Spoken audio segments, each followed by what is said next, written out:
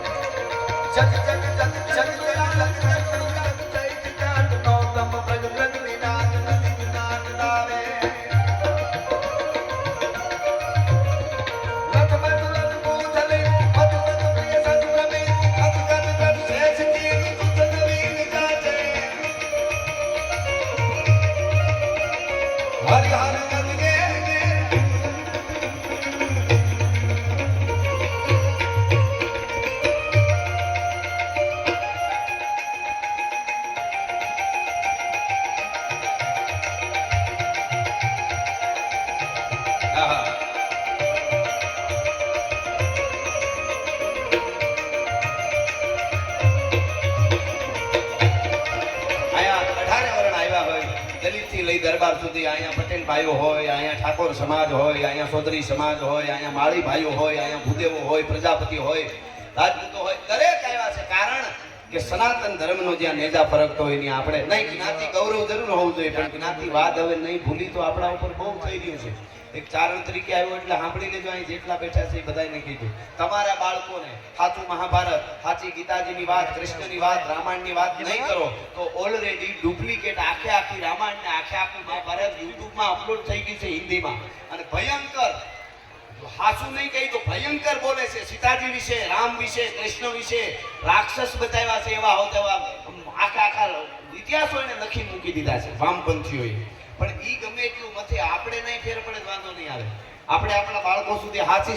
સનાતન પરંપરાને નહીં પુગાડી તો ઈ તો એનું કામ કરવાના જ છે આસુરી શક્તિને કાંઈ એની બહુ ઓલું ન હોય આ લાઇટ કરવું હોય ને અજવાળા તો એટલા ફોકસ લગાડ્યા આટલું બધું મહેનત કરી જનરેટરો આ બધું અંધારું કરવાનો કોઈ પ્રોગ્રામ નહીં આ બધું બંધ કરો એટલે એની રીતે આવી જાય વામપંથી તો એની રીતે કામ કરે છે હા આપણા સનાતનને ભાંગવા માટે કારણ કે 43 સભ્યતાઓ હતી વિશ્વની માલિકો 43 સભ્યતાઓ એમાંથી 42 ખતમ થઈ ગઈ પણ સનાતન સભ્યતા અડીખમ ઊભી છે એનું કારણ એ છે કે આપણી સંતોએ આ પરંપરાને એમને જાળવી રાખી એ ન ભૂલાય એટલા માટેના આ બધી આપણી વાતો છે એટલા માટેના યજ્ઞો છે એટલા માટેની આ કથાઓ છે ભાગવત કથા છે અહીંયા ભાગવત કથા હું તો એમ કહું છું કે કોઈ કરે પિતૃઓનો ઉદ્ધાર થઈ જાય એટલું નહીં પણ ભાગવત કથા કરવી છે એવું કુટુંબ ભેગું થઈને ખાલી વાત કરે ને 72 પેઢીના પિતૃઓ સ્વર્ગમાં રાહડા લેવા મળે ભલા માણસ ઈ ભગવાન ભાગવતનો પ્રતાપ છે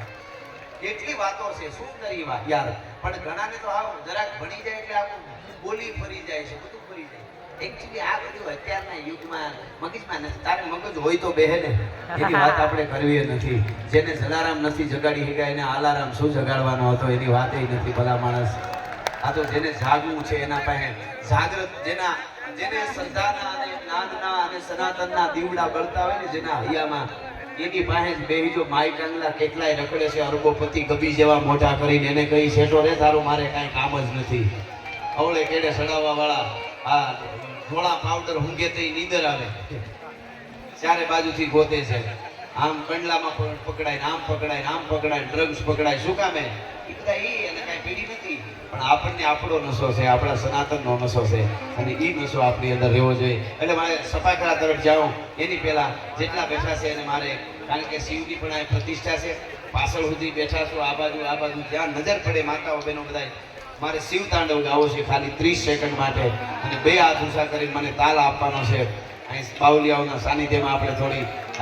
કીધું દેશ વિદેશથી સાધુ સંતો આપણા સંતોની કેવડી કરવા અમેરિકા સુધી અલગ જગાવી છે બધા માણસ બેઠા શું જોઈએ છે એને એ તો જાળવાય બેઠા રહીએ તો એના ઉપર દેવાવાળા ઉપર વિશ્વાસ છે એ તો આપણને નથી હા બાકી એને તો વિશ્વાસ છે એને બધું હા બાબુ એટલે કહેવાનો અર્થ એ છે કે શિવ તાંડવ ગાવ બે હાથ ઊંચા કરીને મને મારી યારે ખાલી 30 સેકન્ડ તાલ આપજો એક માહોલ ઉભો થાય આટલા જણાની તાલ એકારે તાળી નો પડે એટલે વિઘ્નો બધા છે એ દરિયા પાર વયા જાય એટલા માટે